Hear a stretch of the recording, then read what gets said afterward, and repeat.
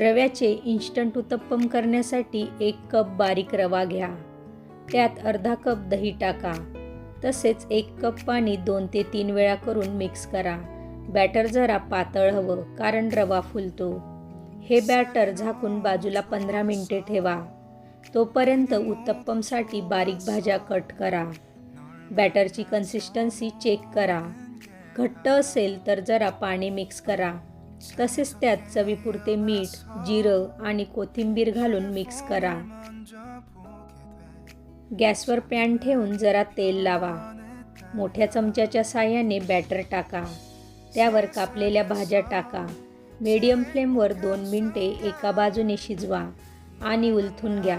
दुसऱ्या साईडने फक्त अर्धा मिनिट शिजवून गरमागरम इन्स्टंट उत्तप्पम चटणीसोबत सर्व करा. रेसिपी आवडली असेल तर स्मिताज क्लाउड किचनला लाईक करून सबस्क्राईब करा.